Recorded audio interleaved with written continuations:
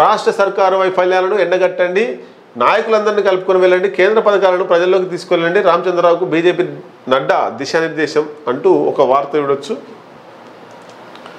రాష్ట్ర సర్కారు వైఫల్యాలను ఎండగట్టాలంటే ఫస్ట్ బీజేపీలో ఐక్యత రావాలి కదా. బండి సంజయ్ని ఈటల రాజేందర్ని కలుపుర్రి, ఇద్దరు సమస్య ఏముందో పరిష్కరించుర్రి. ఎందుకు ఈటల రాజేందర్ అసంతృప్తితోటి ఉన్నాడు, బండి సంజయ్ ఎందుకు ఈటల రాజేందర్ మీద ఫైర్ మీద ఉన్నాడు? ఫస్ట్ ఈ బీజేపీలో ఉండేటువంటి అంతర్గత కుమ్ములాటలను, బీజేపీలో ఉండేటువంటి లోపట లొల్లులను పరిష్కరిస్తే బీజేపీకి ఏమైనా పుట్టగతులు ఉంటాయి. లేకపోతే ఈ గ్రూప్ రాజకీయాలు ఉన్నదే కొంచెం పార్టీ, ఇక రాష్ట్రంలో అధికారంలో రావాలంటే చాలా కష్టపడాలి, ఐక్యతతోటి ముందుకు పోవాలి.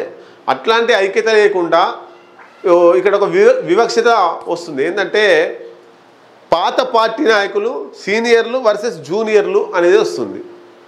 దీంట్లో ఈటల రాజేందర్ కావచ్చు, ధర్మపురి అరవింద్ కావచ్చు, రఘునందన్ రావు కావచ్చు, డీకే అరణ్య కావచ్చు, వీళ్ళంతా కూడా వేరే పార్టీలకు వెళ్ళి బీజేపీలోకి వచ్చినటువంటి నాయకులు. వేరే పార్టీలలో సీనియర్ నాయకులే, కానీ బీజేపీలోకి వచ్చిన కాబట్టి జూనియర్లే. బీజేపీలో ఉండేటువంటి కిషన్ రెడ్డి కావచ్చు, లక్ష్మణ్ కావచ్చు, బండి సంజయ్ కావచ్చు, రామచంద్రరావు కావచ్చు, వీళ్ళంతా సీనియర్ల బ్యాచ్. కాబట్టి ఇక్కడ సీనియర్లు వర్సెస్ జూనియర్లు నడుస్తుంది.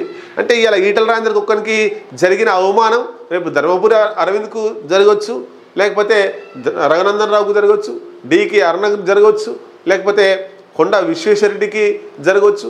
బీజేపీలో కొత్తగా చేరి ఎంపీలు అయినటువంటి వాళ్ళందరూ కూడా ఈటల రాజేందర్కి ఏ పరిస్థితి పడిందో, ఏ పరిస్థితి వచ్చిందో ఆ పరిస్థితే ఖచ్చితంగా మిగతా వాళ్ళకు కూడా వచ్చే అవకాశం ఉందనేటువంటిది చర్చ జరుగుతుంది.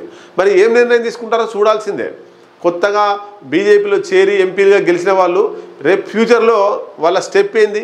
ఈటల రాజేందర్ పోతారా? ఈటల రాజేందర్ కూడా బీజేపీలో ఉంటాడా? లేకపోతే పోతుంటే ఆయనతోటి మిగతా ఎంపీలు పోతారా? అసలు బీజేపీ పరిస్థితి ఏంది అంతా కూడా రామచంద్రరావు చేతిలో ఉంది. ఆయన జూనియర్లు సీనియర్లని కలుపుకుపోకుండా అందరినీ విద్వేషాలు రెచ్చగొట్టే ప్రయత్నం బండి సంజయ్కే సపోర్ట్ చేస్తున్నట్టు మనకు కనబడుతుంది. కాబట్టి బండి సంజయో లేకపోతే ఈటల రాజేందరో ఇంకో రాదు. బీజేపీ ప్రయోజనాల కోసం రామచంద్రరావు కష్టపడితే ఖచ్చితంగా కొంత ముందుకు పోయే పార్టీ బలోపేతమయ్యే అవకాశం కనబడుతుంది.